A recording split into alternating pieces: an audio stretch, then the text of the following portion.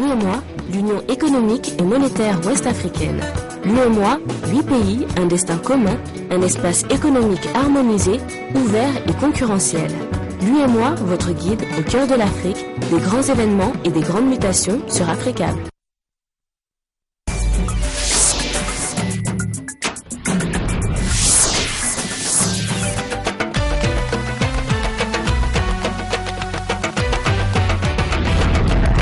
Mesdames et messieurs, merci de nous suivre. Bonsoir et bienvenue dans cette principale édition de la soirée. Les titres d'abord.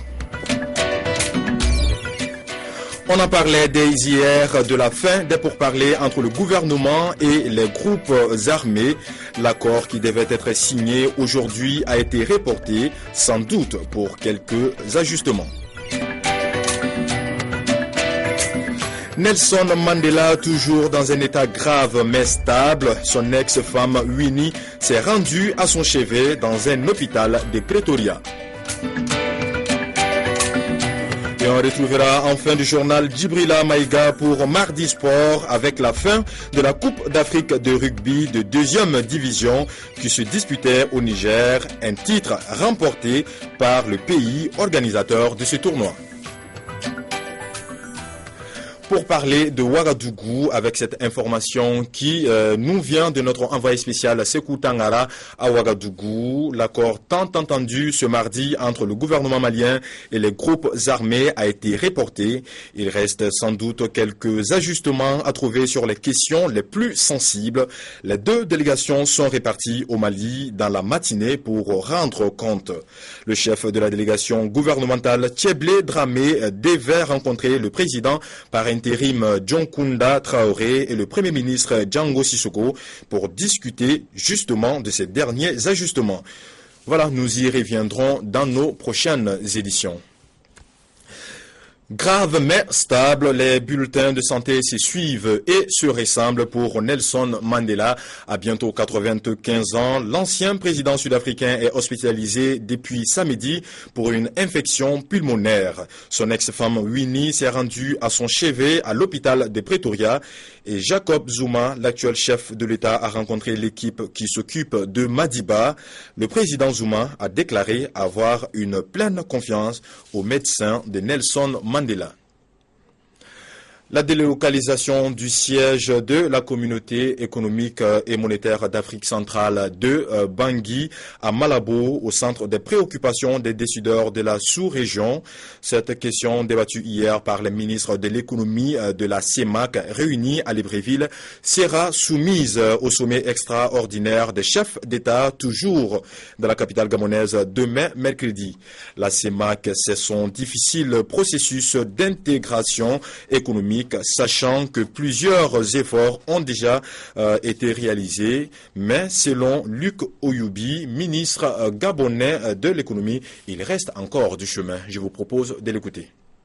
Le développement des infrastructures de base, l'affermissement de la convergence des politiques macroéconomiques, la mise en œuvre des politiques sectorielles communes, ainsi que la promotion d'un environnement de paix et de sécurité.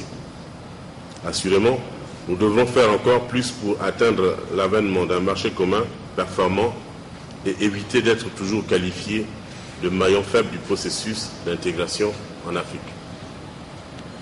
Aussi, pour réaliser des progrès significatifs, est-il souhaitable de consolider davantage la libre circulation des personnes et des biens, condition minimale et sine qua non d'une intégration réussie. Les changements climatiques sont une réalité et les conséquences dans les différents secteurs d'activité de notre vie quotidienne sont nombreuses et catastrophiques. L'Afrique de l'Ouest en paye lourdement depuis quelques années. L'information météorologique est donc très importante pour une meilleure prise de décision dans le cadre de la gestion des risques liés au climat. Les experts se sont réunis à Abuja, au Nigeria, pour élaborer et diffuser la prévision saisonnière 2013. Le reportage d'Aboubacar Sarki. Une information météorologique fiable et donnée à temps peut aider à atténuer les effets désastreux et catastrophiques des changements climatiques. C'est pourquoi les spécialistes de la météorologie, du climat et de l'hydrologie se sont réunis récemment à Abuja au Nigeria au cours du forum sur la prévision saisonnière des précipitations en Afrique de l'Ouest, au Tchad et au Cameroun, Présao 16. Et nous avons ainsi fait suite à la réponse et aux préoccupations des services météo de la zone, en montrant que nous pouvons travailler ensemble. La deuxième particularité, c'est que, outre les climatologues, elle a regroupé d'autres spécialistes, notamment les hydrologues et les agrométéos, pour prendre en charge, d'une part, les questions des écoulements et d'autre part, certaines caractéristiques de la saison, qui sont des informations utiles pour le monde de l'agriculture. Une information qui doit dès à présent être relayée par les participants. Au niveau de la prévision juillet-septembre, nous attendons une pluviométrie excédentaire à tendance normale à travers tout le pays. Et nous comptons diffuser cette information par le biais de la télé, de la radio, de la presse écrite, en fait de tout ce qui est à notre disposition pour la communication de l'information. Nous devons nous attendre à une pluviométrie moyenne à bonne. Tout au long de la saison, nous allons essayer de disséminer de façon intelligente les prévisions ainsi réalisées ici. Comme nous avons les mêmes systèmes climatologiques, ça nous a permis de connaître ce qui va se passer ici sur les continents pour pouvoir prévoir ce qui va se passer sur les îles du Cap-Vert. On retiendra de ce Présao 16 que la situation pluviométrique 2013 sera normale à supérieure à la normale sur l'ouest du Sahel. Mais où est donc passé Edward Snowden, cet analyste informatique qui a révélé la surveillance des réseaux des télécommunications par la NSA, révélations qui font aujourd'hui de lui l'homme le plus recherché au monde. À la une des journaux chinois, le visage de l'homme le plus recherché, comme le titre ce quotidien. Edward Snowden, vu à Hong Kong lundi pour la dernière fois. Le jeune homme, ancien consultant auprès de l'agence américaine de sécurité, a révélé l'existence d'un vaste réseau d'espionnage des communications. Une affaire d'État qui semble loin d'être terminée. Glenn Greenwald, journaliste du quotidien britannique The Guardian, annonce de nouveaux articles. Nous allons avoir encore plus de révélations significatives dans les prochaines semaines. Il y a des douzaines d'histoires concernant les documents qu'il nous a fournis. Edward Snowden, top pour les uns, héros pour les autres, à l'instar de Julian Assange qui connaît bien le sujet. Le fondateur de Wikileaks, site qui a aussi révélé des documents secrets américains, vit reclus depuis près d'un an à Londres, dans l'ambassade de l'Équateur, traqué par Washington. La traque, qui commence également aux États-Unis, traque des médias et des autorités jusqu'au domicile dans le Maryland de la mère du jeune homme. Aux États-Unis, un sondage du Washington Post publié hier tendrait à montrer qu'une majorité des Américains n'est pas de son côté. En attendant à New York, plusieurs voix s'élèvent en faveur de l'ex-agent de la CIA. Hier, certains de ces manifestants appelaient à des rassemblements sur tout le territoire américain. Ce programme espionne toutes vos informations, vos comptes en banque, vos conversations téléphoniques, vos emails, vos documents. Ils vous volent tout, sans mandat. On ne sait pas à l'heure actuelle où se trouve le jeune homme de 29 ans.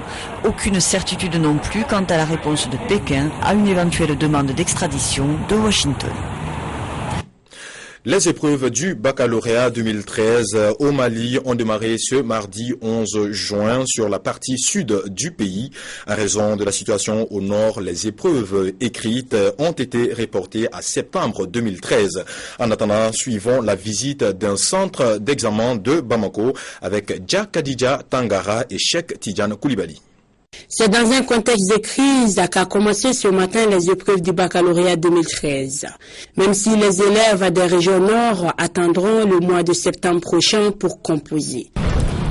Nous nous sommes rendus au lycée Cheikh Anta Diop de Bamako qui accueille les candidats de la série SH, Sciences humaines. Dans ce centre, les 670 candidats qui composent sont répartis entre 27 salles sous la supervision de 50 surveillants. Les choses se déroulent normalement. Il n'y a pas de différence entre un élève dans une salle de composition ou un élève qui est en train de suivre un devoir de surveiller. Alors,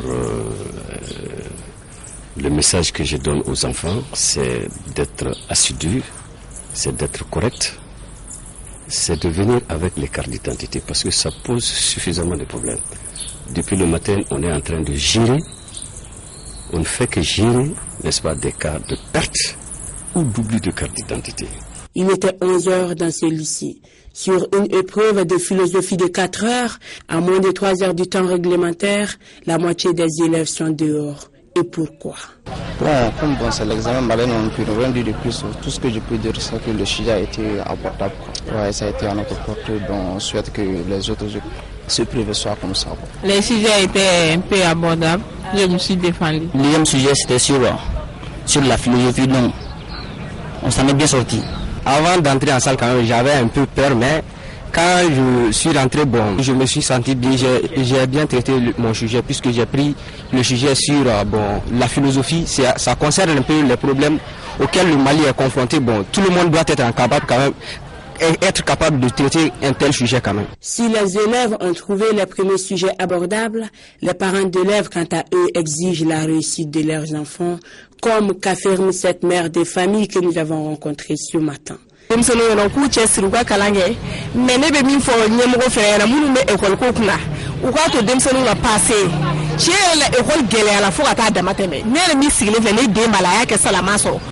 année, les candidats qui auront une moyenne de 10 ou plus sont d'office déclarés admis. Ceux par contre qui auront une moyenne comprise entre 9 et 9,99 peuvent avoir le secours de leur moyenne annuelle des classes pour faire la pont. Bonne chance à tous. Démarrage également ce matin des épreuves anticipées du baccalauréat au Sénégal. Ils étaient près de 100 000 aujourd'hui à composer en philosophie. À leur sortie, les candidats étaient très confiants. Ils ont même affirmé que les sujets étaient abordables. Le reportage de Luistina Sagna et Suleiman Anne. Démarrage de l'examen du baccalauréat au Sénégal, les élèves de terminale qui espèrent décrocher le précieux sésame entrent en matière. L'heure est d'aborder l'épreuve de philosophie. Un tour effectué dans certains centres à Dakar a permis de tâter le pouls des professeurs. Il y a 3 sujets. Le sujet numéro 1, la philosophie délivre-t-elle l'esprit humain de toutes ses chaînes?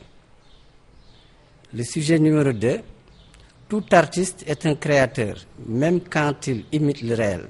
Qu'en pensez-vous? Le 3e sujet est un sujet de commentaire, expliqué, discuté. J'ai vu un prof de philo, il affirme que le sujet qui a été donné est bien à la portée d'un élève moyen.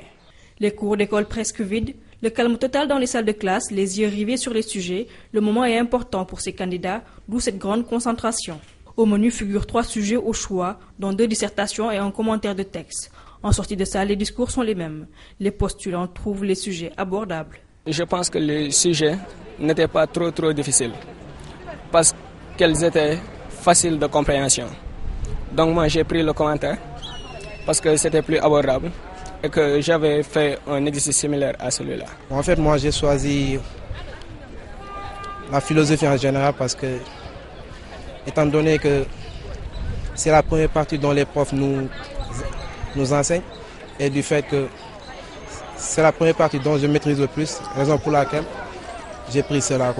Notons que l'anticipé de philosophie a eu lieu sur l'ensemble du territoire national et concerne près de 100 000 candidats.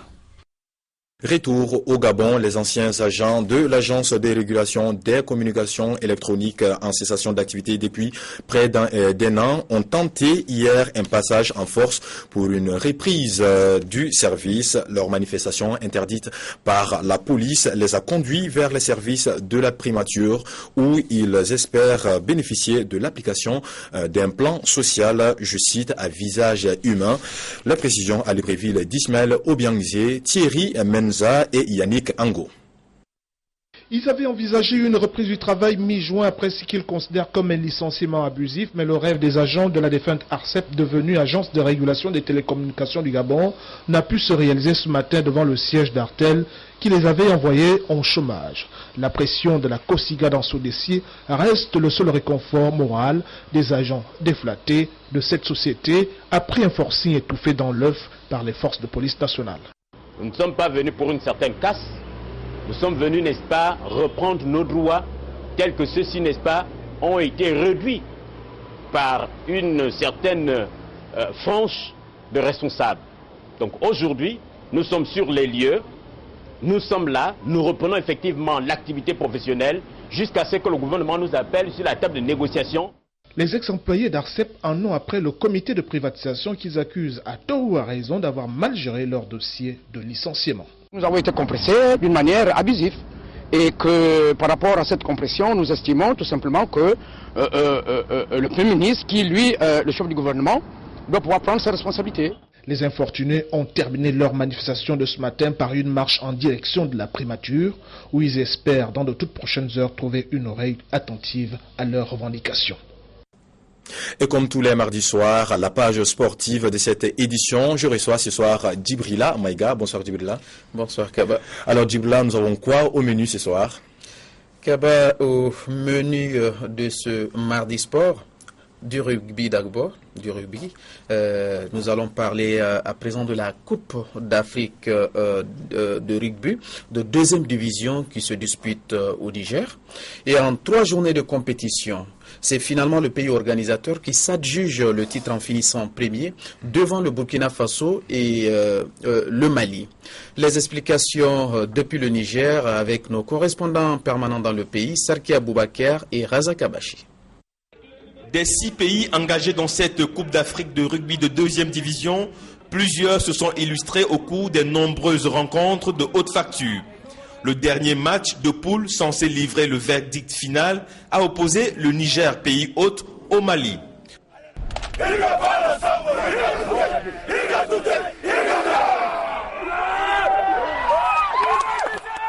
Deux équipes dotées d'une expérience certaine et qui, pendant toute la durée du match, se sont livrées à un duel digne des professionnels de rugby. Le rouleau compresseur nigérien va finalement avoir raison des Maliens. Malgré quelques remontées encourageantes, le Mali ne parviendra pas à tenir tête au Niger qui va s'imposer 17-14 et finir premier avec 14 points. Pas facile, surtout la finale contre l'équipe malienne, qui est une équipe combative. Elle n'a pas démérité, mais les Obus aussi se sont battus, ils se sont tout donnés. Nous avons vraiment remporté cette victoire avec le plus grand bonheur, avec la plus grande fierté. Deuxième, le Burkina Faso avec 9 points, plus 53. Et enfin, le Mali, troisième, avec 9 points, plus 16. Voilà, et également, Djibla, nous avons également le tournoi de kickboxing qui se déroule actuellement au Gabon. Effectivement, Kaba, le deuxième élément de ce mardi sport nous conduit au Gabon à Libreville, où nous allons parler des combats du tournoi international de kickboxing, avec cette entrée difficile en compétition des Gabonais qui ont plié les chines devant leurs homologues en lice. Il faut dire que pour la première journée, ils ont perdu 6 combats pour une seule victoire. C'est ce que nous disent nos correspondants permanents à Libreville, Ismaël Obianzé et Thierry Mensa. Défilé des représentants des 13 nations ayant répondu présents au rendez-vous de Libreville, hymne national, la concorde du Gabon et mot de bienvenue du comité d'organisation.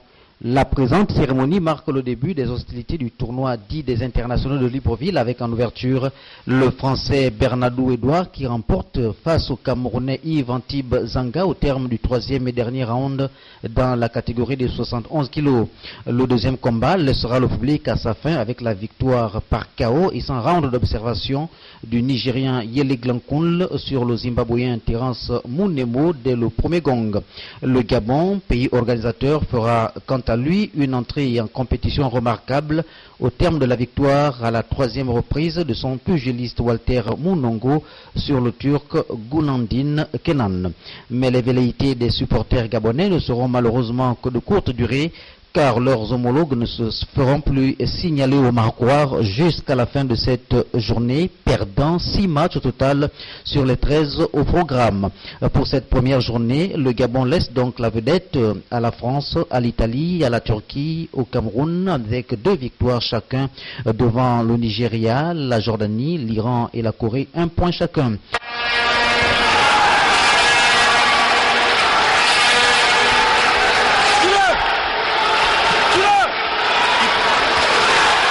débuté avec les matchs amateurs. Ce tournoi co-organisé par le ministère gabonais en charge de l'éducation et la Fédération gabonaise de quickboxing et discipline affinitaire, donnant ainsi la chance aux quickeurs amateurs gabonais de se frotter aux quickeurs internationaux et tenants du titre, prendra fin dans quelques heures avec les combats professionnels.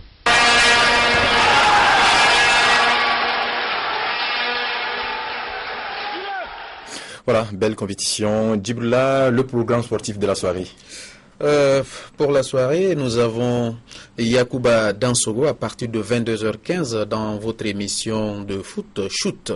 Donc Shoot à 22h15. Voilà Kaba pour le menu de cette page sportive d'aujourd'hui. D'accord, merci Djibrila d'être passé sur le plateau. C'est moi qui vous remercie. Voilà, c'est la fin de cette édition. Merci à vous d'avoir suivi. L'information continue sur le www.africatelevision.com. À très bientôt sur notre chaîne. Au revoir.